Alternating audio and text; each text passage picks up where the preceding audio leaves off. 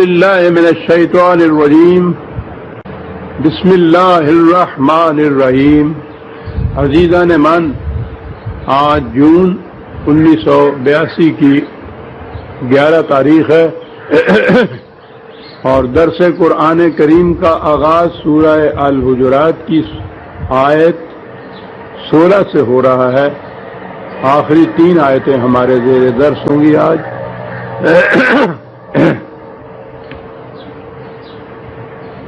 سابقہ درس کی آیات میں تو یہ چیز آئی تھی، کہا یہ گیا تھا کہ یہ اعراب یہ دعویٰ کرتے ہیں کہ ہم ایمان لے آئے.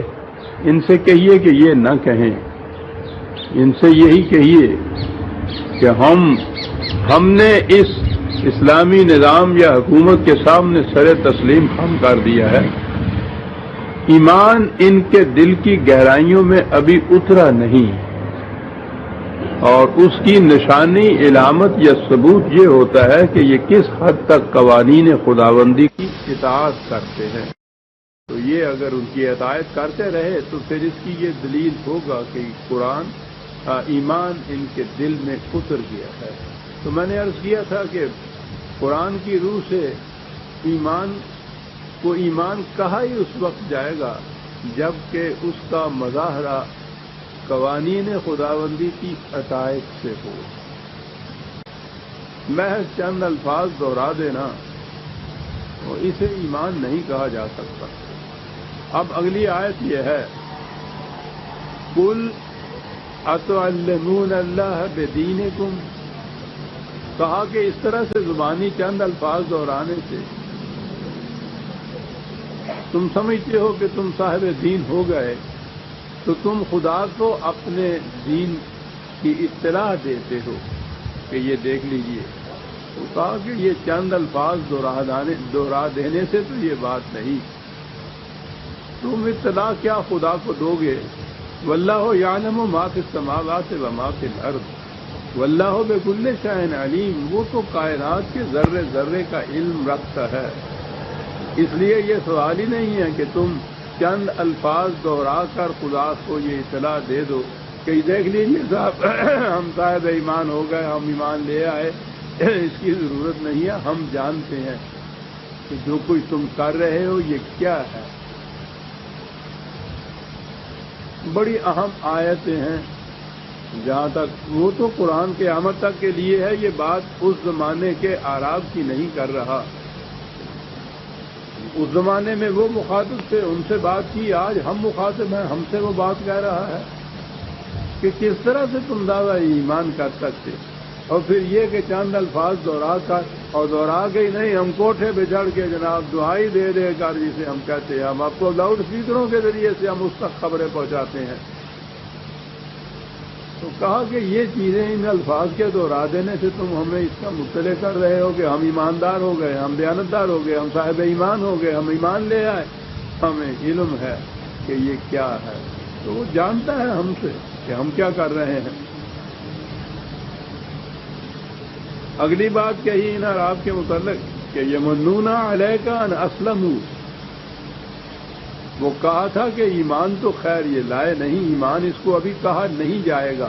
وہ تو اس وقت کہا جائے گا جب ان کے اعمال و کردار اور سیرت اس کا ثبوت دیں جو ایمان لائے ہیں یہ کہ خدا کے قوانین کی اطاعت کس حد تک کرتے ہیں.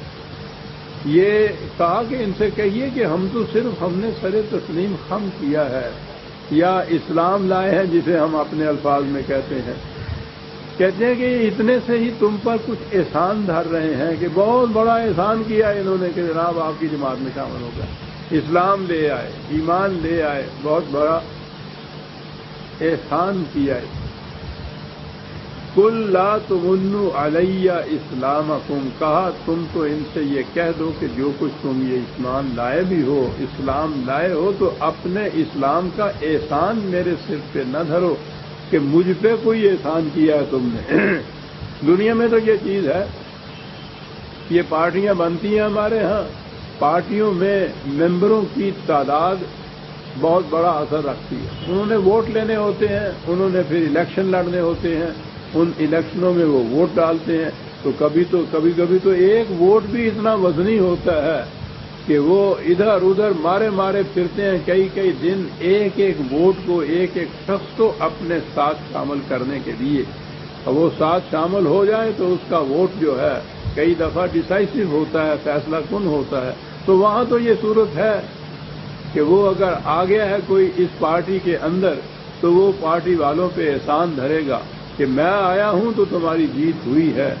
کہا ان سے کہو کہ وہ تم پر یہ احسان نہ دھریں کہ تم اسلام کی پارٹی میں داخل ہو گئے، یہ پارٹی نہیں ہے کوئی بھی، اس میں اس کا تو اپنا فائدہ ہی کوئی نہیں ہے، نہ ہی اس کثرت سے کچھ اس پارٹی کا فائدہ ہے، یہ تو خود تمہارا فائدہ ہے اس میں۔ اور اگلی بات ہے جو اصول آیا ہے، جو میں سمجھتا ہوں کہ یہ مرکز ہوگا آج کے درس کا، کہ بل اللہ یمن علیکم ان ہداکم للایمان ان کنتم صادقین، اگر تم سچے ہو اپنے دعوی ایمان میں تو یہ سمجھو کہ یہ تو بلکہ اب ہمارے لیے عزیزان من ایک ہی لفظ ہے، یہ من اور یہ منون کے لیے ترجمہ کرنے کے لیے کہ احسان ہے، اور احسان کا ہمارے ہاں کچھ احسان کا تاثر اچھا نہیں ہوتا، دوسرے کے سر پر احسان دھرنا، احسان جتانا، یہ معیوب سمجھا جاتا ہے۔ اب دوسرا لفظ ہے نہیں اس کے لیے، تو بہرحال میں یہ عرض کروں گا کہ یہ بات ہے کیا جو خدا کہتا ہے کہ یہ تو بلکہ خدا کا، میں لفظ احسان ہی کہوں گا کہ دوسرا لفظ ہے نہیں، لیکن میں عرض کروں گا کہ وہ اس کا مفہوم اس عام متداول مفہوم سے الگ ہے جو ہمارے ہاں احسان سے لیا جاتا ہے، بلکہ یہ تو خدا کا یہ احسان ہے، یوں کہیے تمہارے اوپر کہ اس نے تمہیں ایمان کی طرف یہ رہنمائی کر دی۔ اگلی آیت تو ہے ان اللہ یعلم غیب السماوات والارض واللہ بصیر بما تعملون، وہی جو پہلے کہا گیا ہے کہ وہ تو جانتا ہے کائنات کے ہر راز کو، ہر ذرے کو، اس لیے اسے جتانے کی، بتانے کی، اطلاع بھیجنے کی ضرورت نہیں ہے۔ اور یہ جو تم اسلام کے حلقے میں داخل ہو کر پہلے اس رسول پر احسان جتاتے ہو، پھر خدا پہ بھی احسان جتاتے ہو کہ صاحب تم اس پارٹی میں داخل ہو گئے، بہت بڑا کارنامہ سر انجام دیا، بہت بڑا احسان کیا ان کے اوپر، تو کہا احسان یہ نہیں ہے۔ من کے معنی ہوتے ہیں کسی ایسی چیز کا عطا کرنا، عطیے کے طور پہ دینا جس میں کسی محنت مشقت کا بھی تقاضا نہ ہو، بلا محنت مشقت کسی چیز کو بطور عطیے کے دے دینا، احسان جتا دینا نہیں، احسان کرنا نہیں، بلکہ عطیتاً دینا، اور وہ بھی ایسا کہ جس میں کوئی محنت مشقت نہ ہو۔ قرآن کریم نے وحی کے لیے، رسالت کے لیے، نبوت کے لیے یہ لفظ استعمال کیا ہے، کسی خاص قوم یا قبیلے یا اس زمانے کے ان اعراب کے متعلق ہی نہیں ہے کہ تم پر یہ احسان کیا یا تمہیں یہ عطیہ دیا۔ اب یوں لفظ آ جائے گا یہ کہ یہ تمہیں یہ عطیہ دیا ہے، یہ پوری نوع انسان کے لیے ہے، قیامت تک کے انسانوں کے لیے ہے، جو کچھ دیا ہے۔ سورہ آل عمران میں ہے 3/163 3/163 لقد من اللہ علی المؤمنین اذ بعث فیہم رسول من انفسہم یتلو علیہم آیاتہ ویزکیہم ویعلمہم الکتاب والحکمہ وَإِن كَانُوا مِن قَبْلُ لَفِي ضَلَالٍ مُبِينٍ۔ یہ ہے وہ من، یہ ہے وہ عطیہ جو قرآن نے کہا ہے کہ رسالت یا نبوت کی شکل میں، یعنی وحی کی شکل میں جو خدا نے وحی عطا کی ہے، اور وہ وحی تو نبی اکرم صلی اللہ علیہ وسلم کی وساطت سے عطا ہوئی تھی، تو یہ ایک بہت بڑا عطیہ ہے خداوندی جو انسانوں کو دیا گیا ہے کہ وہ انہیں صحیح راستے کی طرف رہنمائی کرتا ہے۔ یہ کیا چیز ہے وحی کو یہ کہہ کے کیوں بتایا گیا؟ یہ کیا چیز ہے جو انسانوں کو دی گئی ہے؟ یہ نہ دی جاتی تو انسانوں کی کیا کیفیت ہوتی؟ یہ بڑی اہم چیز ہے سمجھنے کی۔ اسی سے پتہ چلتا ہے کہ وحی کی اہمیت کیا ہے، اور یہ جو خدا نے انسانوں کو وحی دی ہے، واقعی یہ کتنا بڑا انعام ہے اس کی طرف سے، یوں کہہ لیجئے اتنا بڑا عطیہ ہے اس کی طرف سے، اور جس کی کوئی قیمت ہی نہیں لگائی جا سکتی، اور یہ بلا مزد و معاملہ بلا مشقت ملا ہے انسانوں کو۔ تو اس لیے بلا مزد و معاملہ اور بلا محنت ملا کہ وہ وحی رسول اللہ صلی اللہ علیہ وسلم کو وحی آئی، حضور پہ فریضہ ادا کیا گیا کہ بلغ ما انزل الیک، پہنچاؤ ان تک، تو جن تک یہ پہنچایا گیا اور یہ کہا گیا کہ لا اسألکم علیہ من اجر، میں اس کے بدلے میں تم سے کوئی معاوضہ نہیں مانگتا، تو نوع انسانی کو تو بلا مزد و معاوضہ ملا۔ رسول کو بھی وہی جو ملی ہے اس میں اس کے اپنے کسب و ہنر کا کوئی دخل نہیں تھا۔ وہ تو کہا ہے کہ رسول کو ایک دن پہلے بھی پتہ نہیں تھا کہ مجھے یہ وہی ملنے والی ہے، یہ اس کی اپنی کوششوں اور کاوشوں کا نتیجہ نہیں تھا، یہ خدا کی طرف سے وہبی طور پر جسے کہتے ہیں یہ ملی، بلا کسی قسم کی نبی کی اپنی کوشش یا کاوش کے۔ یہ خصوصیت ہے وحی کے علم کی کہ خدا سے وہ براہ راست نبی کو ملتا تھا، اور اس میں نبی کی اپنی فکر، اپنے شعور، اپنے عقل، علم، کوشش، محنت کا کوئی دخل نہیں ہوتا تھا۔ یہ تنزیل ہوتی تھی خدا کی طرف سے، آبجیکٹیولی یہ چیز مل جاتی تھی نبی کو، اس میں سبجیکٹو اس کا اپنا کوئی دخل نہیں ہوتا تھا۔ تو جب نبی کی یہ صورت تھی کہ اس میں اس کی کاوش اور محنت اور فکر تک کا بھی دخل نہیں تھا وحی کے اندر، تو نبی کو بھی یہ ملی تو یہ بطور من کے ہی ملی، جیسے کہا گیا عطیہ کے طور پہ ملی، بلا کاوش اور محنت کے ملی۔ اور نبی نے جب یہ دوسرے انسانوں تک اسے پہنچایا تو ان انسانوں کو بھی یہ عطیہ کے طور پر ملی، بلا محنت اور کاوش کے ملی۔ یہ وجہ ہے جو اسے بار بار خدا نے یہ من کہہ کے پکارا ہے، اس کو جو دیا گیا کہ اس میں یہ عطیہ ایسا ہے جس میں کسی کی محنت اور کاوش کا کوئی دخل نہیں۔ بہرحال چیز کیا ہے جو اتنی بڑی اہم ہے جو انسانوں کو دی گئی اور جس کے متعلق بار بار ان سے کہا گیا، اپنے الفاظ میں اگر ہم چاہیں تو کہیے کہ کہا گیا کہ اتنا بڑا احسان ہے نوع انسانی پر، کسی خاص گروہ کی بات نہیں ہو رہی عزیزان ایمان، اسے سوچ لیجیے گا، وحی کا ملنا نوع انسانی پر خدا کا بہت بڑا انعام ہے، بہت بڑا عطیہ ہے۔ کیسے یہ عطیہ ہے؟ کیوں یہ اتنا بڑا انعام؟ بڑی اہم چیز ہے جو سوچنے کی ہے۔ انسان ہے کیا؟ زندگی اپنے ارتقائی مراحل طے کرتی ہوئی آگے بڑھتی گئی، اس کی آخری کڑی حیوانات کی تھی، حیوانات سے آگے بڑھا، انسان کے پیکر میں یہ نمودار ہوئی۔ انسانی زندگی جو اس کی طبعی زندگی ہے، فزیکل لائف ہے، اس میں بہت سا عنصر حیوانی زندگی کا ہے، وہ ایسا ہے کہ دونوں میں امتیاز ہی نہیں ہے۔ جس انداز سے حیوان زندہ رہتا ہے اسی انداز سے انسان زندہ رہتا ہے، کھانے سے، پینے سے، سانس لینے سے، سونے سے، یہی چیزیں ہیں نا، اسی سے انسان زندہ رہتا ہے، اسی سے حیوان زندہ رہتا ہے۔ یہ الگ بات ہے کہ وہ کھانے کی نوعیت کیا ہے، وہ تو دوسری چیز ہے، لیکن اصولاً جو زندہ رہنے کے لیے جو اسباب ہیں وہ تو یہی ہے نا، کھانا پینا، سانس لینا، سورج کی روشنی سے فائدہ اٹھانا، حرارت سے فائدہ اٹھانا، سو جانا، یہ ہے، اور یہ انسان اور حیوان میں مشترک ہے۔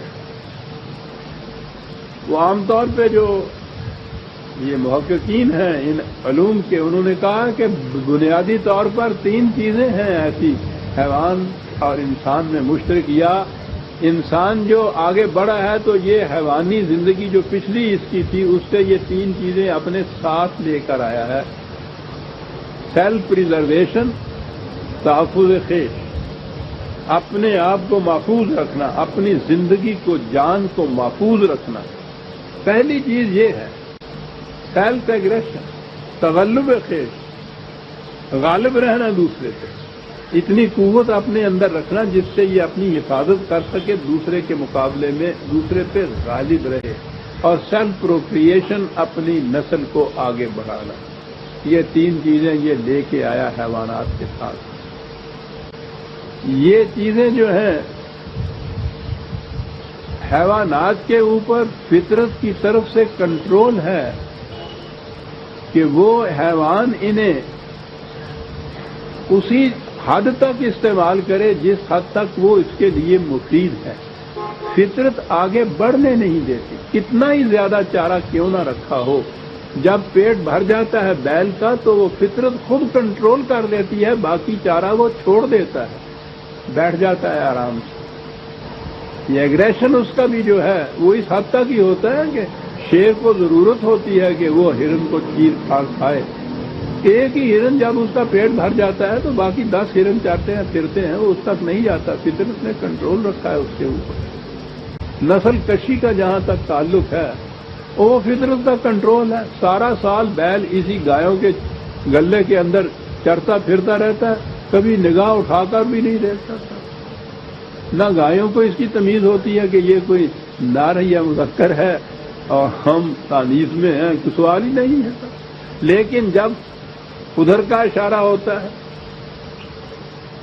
یہ میں نے ادھر کا اشارہ وہ غالب سے لیا کرتا ہوں میں، چاک مت کر جیب بے ایام گل، کچھ ادھر کا بھی اشارہ چاہیے۔ بڑا خوبصورت انداز میں بات کی ہے۔ وہ حیوانات کو ادھر کا اشارہ اب خود ہو جاتا ہے، اس اشارے کو بھی خدا وہی کہتا ہے جو ان کو طرف ہوتی ہے۔ میٹنگ سیزن جب ان کا آتا ہے، وہی بیل وہی گائیں، آپ غور کیجئے کہ وہ پاگل ہو جاتی ہیں، اور جب وہ تحفظ نسل کا وہ فریضہ سر انجام پا جاتا ہے تو پھر وہی سکوت اور وہی سکوت، فطرت کی طرف سے کنٹرول۔ لیکن کنٹرول جب فطرت کی طرف ہو تو وہ تو مجبور ہو جاتے ہیں۔ بکری اگر گوشت نہیں کھاتی تو اس کی کوئی کاریگری نہیں ہے، یہ ہنر مندی نہیں ہے، کوئی تقوی اور پرہیزگاری نہیں ہے، وہ فطرت کے مجبور ہے وہ کہ وہ صرف سبزی کھائے، گوشت نہ کھائے۔ شیر اگر گوشت کھاتا ہے سبزی کی طرف نہیں آتا تو وہ درندہ نہیں کہلاتا، اس کو پھانسی نہیں دے دی جاتی، وہ مجبور ہے اس کے اوپر۔ فطرت نے کنٹرول اپنا رکھا تو مجبور کر دیا حیوانات۔ انسان کی پیکر میں زندگی آئی تو ایک خصوصیت یہ ہوئی کہ اسے صاحب اختیار بنا دیا، جی چاہے تو یہ کرے، جی چاہے تو وہ کرے۔ کنٹرول فطرت نے اٹھا لیا۔ اب غور کیجئے کہ وہ تقاضے تو حیوانات کے ہوں، کنٹرول فطرت کی طرف سے اٹھ چکا ہو، یہ ہوں صاحب اختیار و ارادہ، اور یہ کوئی ایک ایک غار میں یا پہاڑ کی چوٹی پہ بیٹھا ہوا نہ ہو، رہیں یہ مدنی طبع ہے، رہے یہ آپس میں مل جل کر، اور ہر فرد صاحب اختیار ہو۔ سامان اور ذرائع، اور بیل کی طرح نہیں کہ پیٹ بھر گیا تو ختم کیا۔ الحاکم التکاثر حتی زرتم المقابر، اس کی ہوس کا کوئی ٹھکانہ ہی نہیں، چلا ہوا ہے۔ اب ہر فرد، کروڑوں میں سے ہر فرد، اندر کا تقاضا یہ ہے کہ زیادہ سے زیادہ میں حاصل کروں، صاحب اختیار ہے۔ اب یہ ڈیوائس کرتا ہے، مینز جسے آپ کہتے ہیں، عجیب عجیب طریقے اختیار کرتا ہے، پھر وہ حیوان تو طریقہ ہی کوئی نہیں اختیار کر سکتا۔ وہ کتنا ہی بھوکا کیوں نہ بندر ہو اور درخت کے اوپر ٹنگا ہوا ایک پھل ہو، وہ نیچے بیٹھا دیکھے گا، ہاتھ اٹھائے گا، نہیں پہنچ سکتا تو بے بس، اسے اتنا بھی نہیں آتا کہ ڈنڈا کہیں سے لا کے اس کو جھاڑ لے۔ اور اس کی کیفیت یہ ہے کہ یہ چاند کے ذخائر بھی لوٹ کے لے آتا ہے۔ قوتیں دی ہوں اتنی بے پناہ، فطرت کا کنٹرول اس کے اوپر ہونا، ہو یہ صاحب اختیار، اور اکٹھا رہنا ہو انہوں نے، تو کیا چیز ہے جو بچا کے رکھے گی اس نسل انسانی کو؟ اگر اتنا ہی کچھ انسان کو دیا ہوا ہوتا، اس سے زیادہ نہ ہو، مغرب نے بہت کاوش کی تو ان سے کہا کہ جی ٹھیک ہے، انسان کو عقل دی گئی ہے، عقل کے ہاتھوں ہی تو سارے وہ نعرہ ہے، جہنم بن رہا ہے سارا مغرب کے ساتھ کمبختوں نے مشرق کو بھی یہ کچھ بنا دیا. بیٹل آف وٹس، جنگی عقول جو ہے وہ عقل کی جنگ چل رہی ہے، دو فردوں میں چلتی ہے. یہاں جو زیادہ کاریگر ہوتا ہے، کاریگر کیا ہوتا ہے؟ وہ عیار زیادہ جو ہوتا ہے، جس کی عقل دوسرے کے مقابلے میں زیادہ تیز ہوتی ہے، وہ فریب دے جاتا ہے، اس کو جول دے جاتا ہے. اسے بعد میں بات سمجھ میں آتی ہے کہ ساتھ میری بات ہی سمجھ میں اس وقت نہیں آئی جو اس کہہ رہا تھا، میں اس کے فریب میں آ گیا، میں اس کے دھوکے میں آ گیا. یہ روز فریب اور دھوکے میں کیا آنا ہے؟ تیز عقل والا جو ہے وہ کم عقل والے کو ہمیشہ اس طرح سے جل دے جاتا ہے. فرد اسی طرح سے دیتا ہے، قومیں اسی طرح سے دیتی. یعنی وہ جو ایک خصوصیت عطا ہوئی تھی انسان کو، جسے عقل کہا جاتا ہے، اس کی کیفیت یہ ہے کہ وہ عقل ہی کی تو لڑائی انسانوں کے اندر ہو گئی.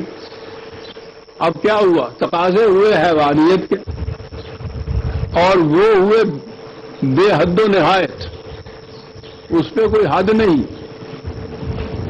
ان کو حاصل کرنے کے لیے یہ اسے عقل دی گئی، اس نے اس کے لیے ذرائع اور اسباب مہیا کیے، چاند تک جانے کے.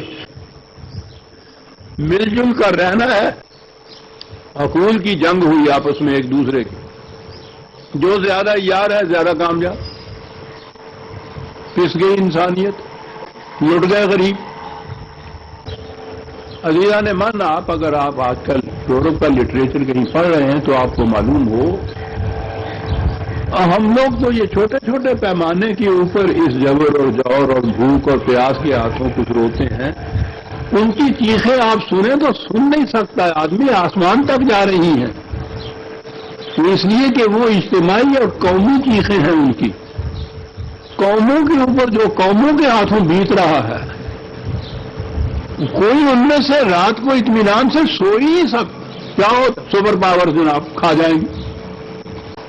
ساری جنگ آپ روز صبح اخبار اٹھا کے پڑھیے، یہ ساری جنگ ان کے آپس کی وٹس کی اور عقول ہی ہے نا، پاورز کی. اس نے اس پہ حملہ کر دیا، وہ اس کو کھا گیا. یہ عجیب قیامت ہے انسان، قیامت ہے کہ انسان نوے انسان کا شکاری ہے. ایک چیز جسے اس نے کہا تھا کہ وہ بہت بڑی چیز تھی جو ہمیں حاصل ہوئی، یعنی عقل انسانی. عقل ایک صلاحیت ہے، عقل ایک تلوار ہے، جس کے ہاتھ میں جس طرح وہ استعمال کر. وہ ایک بندوق ہے، ڈاکو کے ہاتھ میں بھی ہے، چوکیدار کے ہاتھ میں بھی ہے. وہ بجائے خیش وہ نہ نیک ہے نہ بد ہے. یہ اس کا کام نہیں ہے کہ وہ یہ طے کرے کہ مجھے ظالم کے سینے میں گولی پیوست کر دی ہے. بندوق یہ نہیں کر سکتی. وہ تو بندوق چلانے والا جو ہے اس کا فیصلہ ہے. ڈاکو ہے تو جہاں سے اس نے کچھ چھیننا ہے اس کے سینے میں پیوست کر دے گا. وہ کتنا ہی مظلوم کیوں نہ ہو. کوئی اگر مظلوموں کا ہمدرد ہے، میں نے اسی لیے کہا کہ اگر کوئی ہے یہاں تو اگر کہنا پڑتا ہے، نظر ہی کوئی نہیں آتا. تو بہرحال اس کی بندوق تو یہ اسے کہے گی نا کہ نہیں، ظالم کے سینے میں مار، مظلوم کے سینے میں نہ. یہ بات کون کہے؟ انسان کی عقل تھی، اور عقل کا تقاضا اس فرد یا اس قوم کے مفاد کا تحفظ ہے جس کی وہ عقل ہے.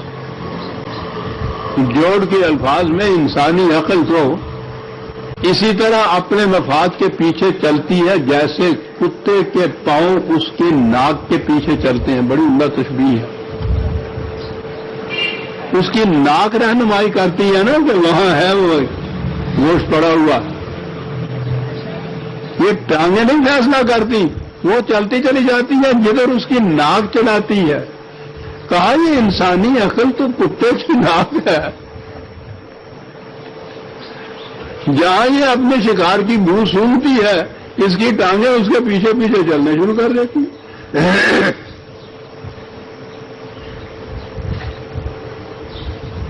عقل ایک قیمتی صلاحیت ہے. بات یہ ہے کہ اس سے کام کس طرح لیا جائے.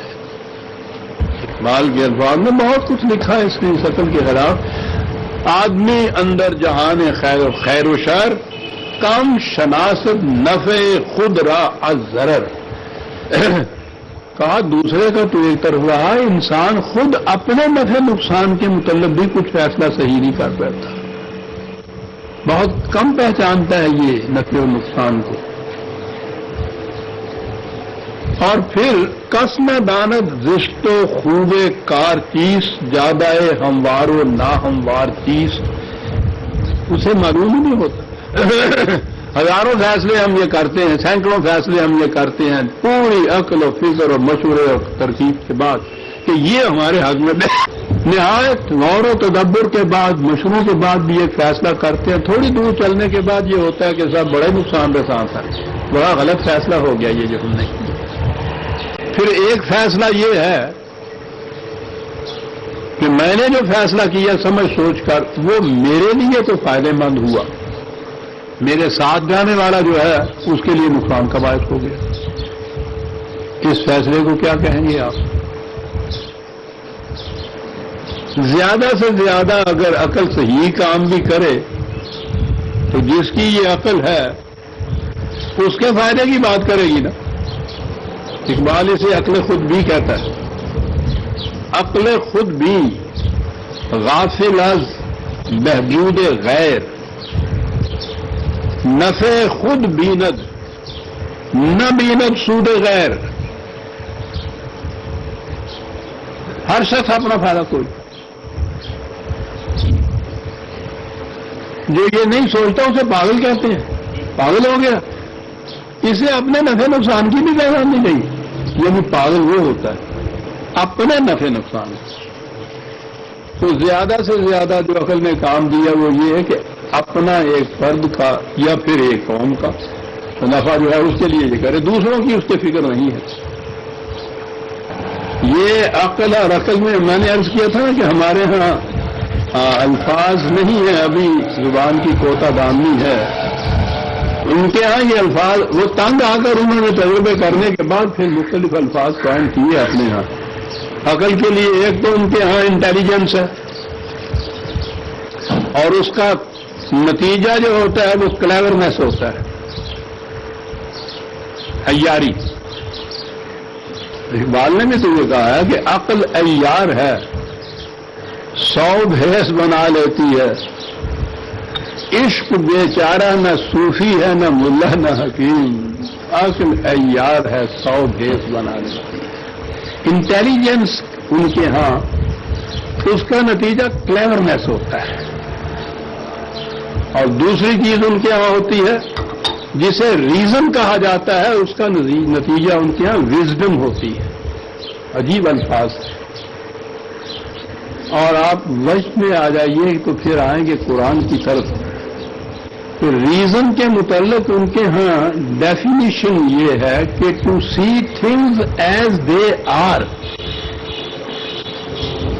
معاملات کو، حقائق کو، چیزوں کو اپنے رنگین چشمے سے نہ دیکھنا، وہ فی الحقیقت جیسے ہیں ان کو اس طرح سے دیکھنا.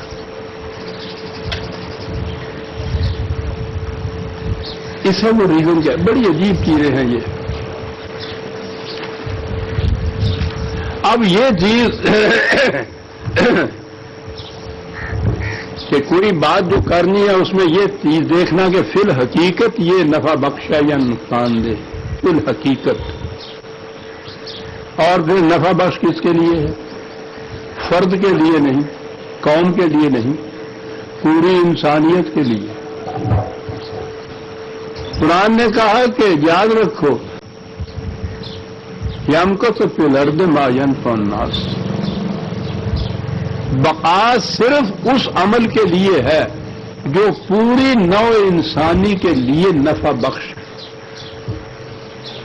اب یہ بھی جو طے کرنا ہے کہ وہ چیز نفع بخش ہے، یہی چیز تھی نا جو عقل نے طے کرنی تھی کہ نفع بخش ہے. کس کے لیے نفع بخش؟ کہتا جس کی وہ عقل ہے اس کے لیے نفع بخش ہے، وہ یوں فیصلہ کر دے گی. کہ یہی تو اس کی کلیورنس۔ فیصلہ یہ کرے کہ نو انسانی کے لیے نفع بخش کون سی چیز ہے،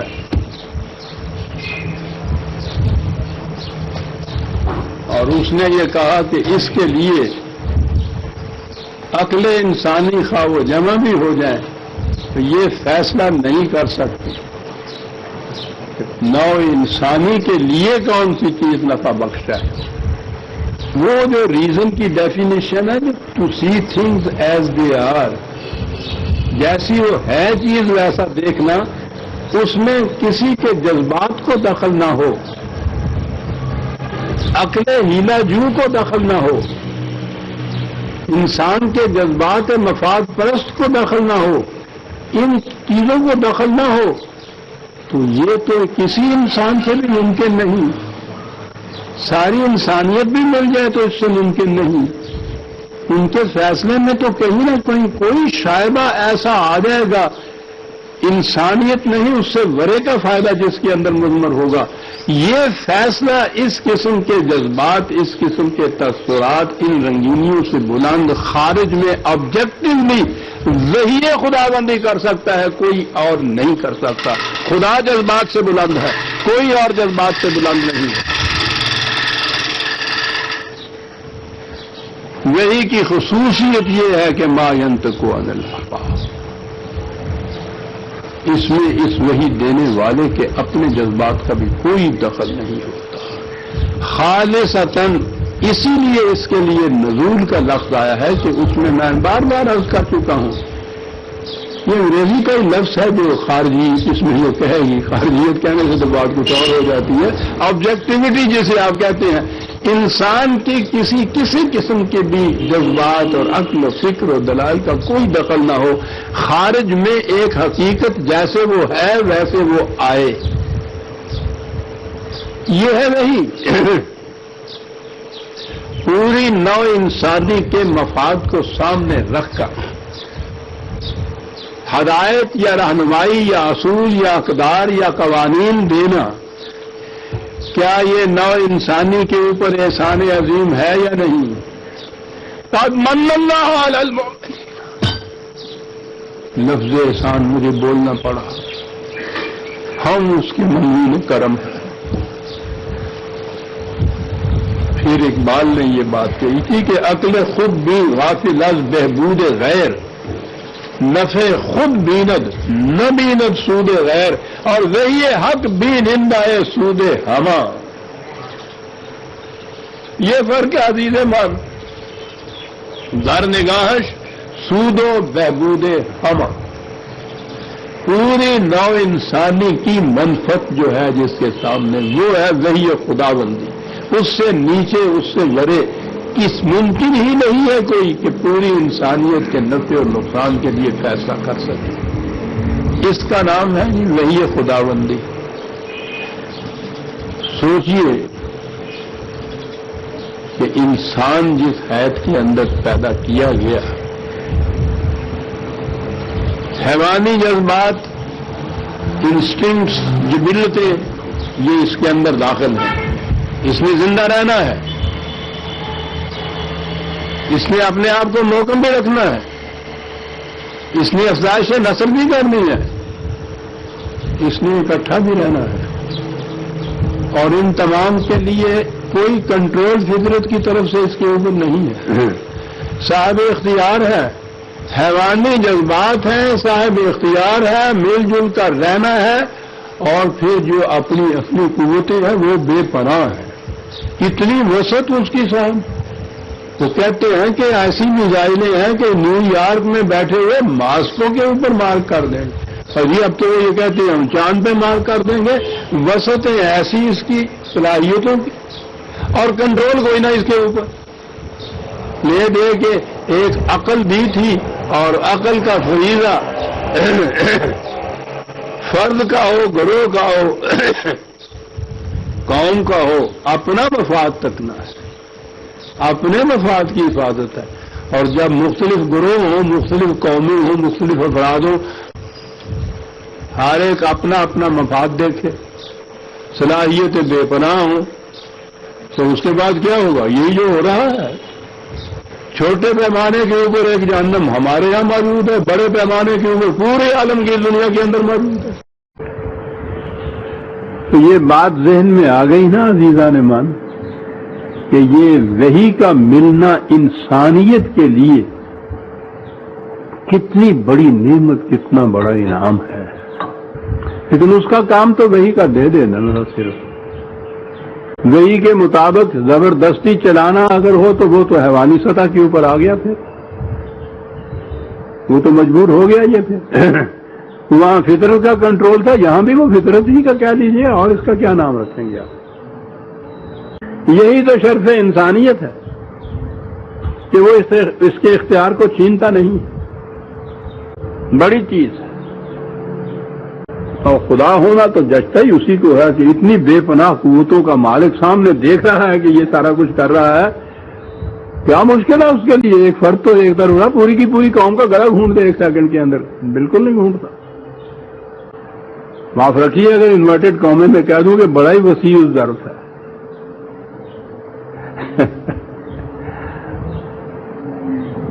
اس لیے کہ اپنا مفاد کوئی نہیں اس کے اندر. تو وہی ہے جو نوع انسانی کی مفاد کا تحفظ کر سکتی ہے، اس جہنم کو جنت میں بدل سکتی ہے جس میں انسانیت محفوظ چلی آ رہی ہے. یہ کنٹرول جیسا میں نے عرض کیا ہے کہ اس نے رہنمائی دی ہے، اس میں بھی یہ بھی شرف انسانیت ہے کہ دیا ہے وہ کہ جس کے ذریعے کنٹرول ہو. کنٹرول خود کیا نہیں ہے اس کے اوپر کہ یہ صاحب اختیار سے مجبور ہو جائے گا، انسان سے حیوان بن جائے گا. نہیں بناتا وہ انسان سے حیوان. انسان کو حیوان دوسرا انسان ہی بناتا ہے، خدا نہیں بناتا. یہ اس کے اختیارات کو چھینتا ہے، سلب کرتا ہے اپنے فائدے کے لیے. یہ اسے حیوان بناتا ہے، خدا نہیں بناتا. خود مجبور نہیں کرتا کسی کو کہ وہی پہ چلے. نبی اکرم صلی اللہ علیہ وسلم سے کہہ دی جن کے دل میں ہمدردی اتنی تھی ان کی کہ یہ غلط راستے پہ چل کے تباہ ہو جائیں گے، ان سے کہا کہ ماں کڑو، کیوں اس طرح سے دل برداشتہ ہوتے؟ تمہارا فریضہ راستہ دکھا دینا ہے، راستے پر جبرن چلا دینا نہیں. جبرن چلانا ہوتا تو ہم پوری نوع انسان کو حیوانوں کی طرح مجبور پیدا کر دیتے. مشکل کیا تھا ہمارے لیے؟ شرف انسانیت کیا ہے؟ اپنے اختیار اور ارادے کو صحیح طریق پر استعمال کر. صحیح طریق کے معنی کیا ہوگا؟ اب یہ بھی ہر ایک کے اوپر اگر چھوڑ دیا جائے گا تو ہر ایک اپنے اپنے فائدے کے لیے جو کچھ کرے گا اسے صحیح طریق قرار دے دے. نہیں، وحی کی رہنمائی میں اس کو استعمال کرنا اپنے اختیار و ارادے سے. وحی کی رہنمائی میں اب اختیار و ارادہ بھی اس کا برقرار رہا. وہ جو انفرادی طور پر عقل نے فیصلے کر کے جہنم کریٹ کرنا تھا، اس جہنم سے بھی یہ بچ گیا، جنت بھی اس کے حصے میں آ گئی. مجبور بھی نہ ہوا یہ انسان، صرف ایک وحی کے مل جانے سے یہ بات ہو گئی. عزیزان من، جیسا میں نے ابھی عرض کیا ہے، اگر یہ انسانی عقل و فکر سے بالا سر چشمے سے وحی نہ ملتی، عقل انسانی کے بس کی بات ہی نہیں تھی کہ کوئی ایسا راستہ تلاش کر سکتی جس میں انسانیت محفوظ رہتی. جتنا زیادہ آگے بڑھتا چلا جاتا، عقل تیز ہوتی چلی جاتی، عقل کی روح سے یہ اسباب اور ذرائع اور وسائل پیدا کرتا چلا جاتا، اتنے ہی جہنم کے یہ شعلے اور بھڑکتے چلے جاتے. اس سے نکلنے کا کوئی راستہ ہی اس کے پاس نہیں تھا. اس انسانیت کو یہ راستہ بتا دینا، پھر میں عرض کروں گا کتنا بڑا احسان ہے اس کا. ہم تو قدم قدم کے اوپر اس کے رہینے منت ہے کہ یہ چیز عطا کر دی ہم. اور پھر وہ منفعت اضافی نہیں، اضافی کہتے ہیں میرا فائدہ ہو. صرف فائدہ تو اس میں بھی ہے، ایک ایبسلیوٹ چیز ہوتی ہے، کلی فائدہ ہوتا ہے. ایک اضافی ہوتا ہے کہ صرف میرا فائدہ اس کے اندر. انسانیت کے فائدے میں تو میں بھی آ جاؤں گا. اگر فائدہ صرف تنہا میرا ہوگا تو دوسرا انسان بھی نہیں آئے گا، چاہے جائے کہ انسانیت اس کے اندر آ جائے. یہ صرف وحی کی روح سے ممکن. لیکن جیسا کہ میں نے عرض کیا، وحی صرف دے دی گئی، اس پہ چلنے کے لیے خدا نے انسان کو مجبور نہیں کیا. اب اس کے سامنے راستہ کھلا ہوا ہے، جی چاہے تو یہ جہنم کی طرف چلا جائے، جی چاہے یہ جنت کی طرف چلا جائے. باقی قوموں کو تو چھوڑ دیجئے، اس سوختہ بخت قوم کو لیجئے. اسے وارث کتاب کہا تھا قرآن میں. وہ جو اعراب تھے وہ کیا کرتے تھے، میں آ گیا وہیں سے. وہ چند الفاظ دہرا لیے تھے نا انہوں نے، اور کہہ دیا تھا کہ ہم ایمان لے، اور ان کو پھٹکار دیا تھا کہ ایسی بات مت کرو، ڈانٹ دیا تھا. معاف کرنا، پھٹکار غلط لفظ، کہ یہ الفاظ دہرا دینے سے نہیں ہوتا. ہم کیا کر رہے ہیں؟ وحی کے الفاظ دہرا رہے ہیں نا. اتنے دہرا رہے ہیں کہ دنیا میں کم دہرائے گئے ہوں گے ایسے الفاظ.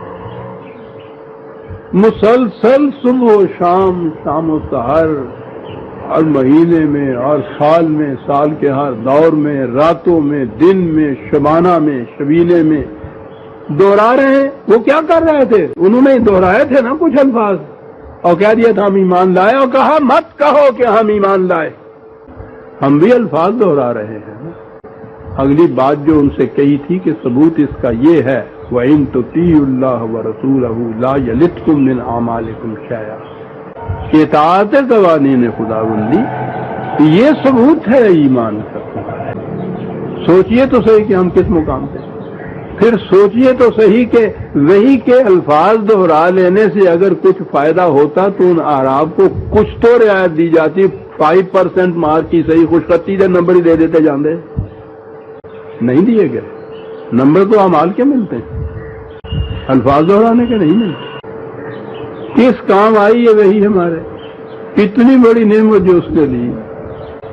وہ قومیں تو بہرحال جہنم میں صحیح بھی اپنی عقلوں سے تو کچھ کام لیتی ہیں. ہم تو ان سے بھی گئے گزرے ہیں، اپنی عقل بھی استعمال نہیں ہو رہی. ہمارا یہ مقام ہے انسان. اولئک کالانعام ہے کہ جو لوگ اپنی عقل و فکر سے کام نہیں لیتے وہ حیوانی سطح پہ ہوتے ہیں. اور اس کے بعد کہا کہ نہیں، بل ہم اضل، ان سے بھی بدتر حالت میں ہوتے ہیں. کہ حیوانات کے اوپر فطرت کا کنٹرول تو تھا نا. کتنا ہی زیادہ چارہ کیوں نہ ہو اس بیل کے سامنے، جب اس کا پیٹ بھرتا ہے تو باقی کو وہ چھوڑ دیتا ہے دوسرے کے لیے، آرام سے الگ ہٹ جاتا ہے. فطرت کا کنٹرول تھا.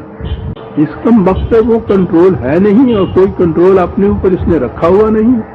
اس لیے اس کا بس چلے تو کسی دوسرے کو کھانے کو لیے کہ نہ سمیٹتا چلا جاتا ہے، لوٹتا چلا جاتا ہے. صرف وہی روک سکتی ہے عزیزہ نے مانی. اور ہم تو دوہرے جرم کے مجرم ہیں. ہم نے خود اس وحی کو چھوڑا، اپنے آپ کو اعراب کے مقام پہ لے گئے کہ چند الفاظ دہرا کے کہا کہ ہم ایمان لے آئے. کیا الفاظ ہیں، دہرا دوں پھر. قالت الاعراب آمنا، یہی کیا تھا نا انہوں نے، کچھ کلمہ شہادت وغیرہ پڑھا ہوگا نا. اسی وقت کہا قل لم تؤمنوا، لم تؤمنوا، بالکل نہیں، ایمان نہیں تم لاؤ. اور کہا کہ یہ کہو بھی نہیں، قولوا اسلمنا ولما يدخل الایمان فی قلوبکم. یہاں سے بات چلی. اور میں نے یہ آج عرض کیا تھا کہ خدا نے جو کہا ہے کہ یہ اتنی بڑی یہ نعمت یہ تو تھی، ہم نے پوری انسانیت کو اور اس قوم سے کہا کہ تمہیں اس کا ہم نے وارث بنایا ہے اس کتاب، اور اس کا فریضہ قرار دیا ہے. شہداء علی الناس اس قوم کو کہا، اپنے آپ رسول علیکم شہیدہ، خود اپنے آپ پہ وحی کا کنٹرول رکھنا، اور پھر پوری انسانیت پر وحی کا کنٹرول رکھنا. بات ہی اتنی. چونکہ وہ کنٹرول ہمارا اپنا عائد کردہ ہوتا ہے، اس لیے اس میں جبر نہیں ہوتا. جبر اس کنٹرول میں ہوتا ہے جو دوسروں کا عائد کردہ ہو. اگر ہم اپنے اوپر یہ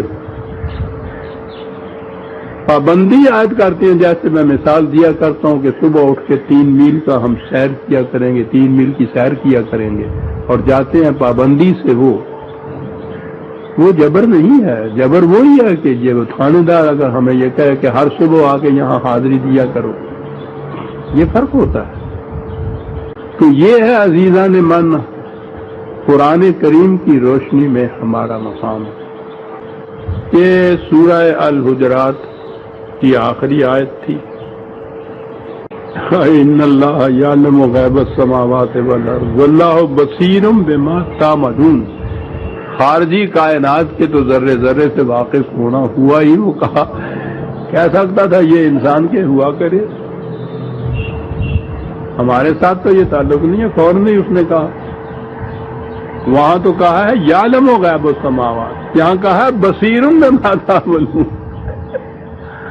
ہم تو دیکھ رہے ہیں کہ تم کیا کر رہے ہو. خالی علم نہیں ہے، دیکھ رہے ہیں کہ تم کیا کر رہے ہو. اور پھر جو کچھ ہم کرتے ہیں اس کا قانون مکافات عمل تو اس کے ساتھ سریع الحساب ہے. وہ اس کے ساتھ اس کا نتیجہ مرتب کیے چلا جاتا ہے. صاحب وحی سے بے اعتنائی، حیوانی سطح زندگی، بیٹل آف وٹس، عقول کی جنگ، آپس میں کٹھے مل کے جانا، ایک سے ایک ملا ہوا نہیں ہوتا. وہ نام اعتبار سے وہ اسلمنا والی بات جو ہے، مسلمان نام رکھا لیں، غیر مسلم نام رکھا لیں، سب ایک جیسے. یہ پوری ایک امت تو ایسے واحدہ ہونی، ایک طرف رہی رحماء بینا ان کی، شاید 2 بھی ایسے نہ ملے ہم میں سے کہ واقعی قلبی اعتبار سے جو ایک دوسرے کے ساتھ ہمدرد اور مخلص ہو. یہ تو صرف وہی کر سکتی تھی. اسے چھوڑیے تو پھر تو وہی بیٹل آف وٹس ہے، جنگ ہے عقول کی باہم میں، مفادات کی جنگ ہے جو ہو رہی ہے، افراد میں ہو رہی ہے، قبیلوں میں ہو رہی ہے، خاندانوں میں، ملکوں میں، برادریوں میں، پوری عالمگیر انسانیت کے اندر ہو رہی ہے. صرف وہی بچا سکتی ہے. عزیزان، آپ حیران ہوں گے کہ یورپ کے ارباب دانش اس نتیجے پہ پہنچ رہے ہیں کہ عقل انسانی ان مصائب کا حالت دریافت نہیں کر سکتی جن میں ہم آج مبتلا ہیں. انہیں ذرا یہ بتانا مشکل ہے کہ عقل انسانی سے ماورا ایک سرچشمہ علم بھی تھا کہ جس نے یہ رہنمائی دی تھی، اور وہ پرانی نہیں ہو گئی، وہ ابدی ہے، آج بھی زندہ ہے، آج بھی وہ اپنے نتائج اسی طرح پیدا کر سکتی ہے جیسے کبھی اس نے کیے تھے. وہ تلاش میں ہیں، ہم مطمئن ہیں بیٹھے ہوئے اپنے آپ، ہمیں تو تلاش بھی نہیں. تو بہرحال یہ تو انسانیت کے لیے وہی ملی تھی نا، یہ اسلمنا کہنے والوں کے لیے تو صرف نہیں تھی. وہی کی کیا بگڑے گا اگر ہم اسے قبول نہ کریں گے، اس کے مطابق نہ چلیں گے، اس کا کیا بگڑتا ہے. میں سمجھتا ہوں کہ وہ قومیں جو اپنے ناکام تجارب کے بعد اس نتیجے پہ پہنچ رہی ہیں کہ عقل انسانی اس کا حل دریافت نہیں کر سکتا، ان تک کوئی اسباب و ذرائع ایسے ہوں کہ یہ چیز وہی کی پہنچ جائے، ان تک وہ غور کرنے کے لیے تیار ہوں گے. اور وہ قومیں میں سمجھتا ہوں کہ اس کو اپنائیں گی وہ قومیں جو غور و فکر کے بعد اس نتیجے پہ پہنچیں، اور جن کے ہاں غور و فکر اور ایک عقل جو ہے وہ اس سے کام لینا ہی ناجائز قرار پا جائے، تو وہ قوم کس طرح سے اس طریقے پہ آ سکتی. تو سورہ الحجرات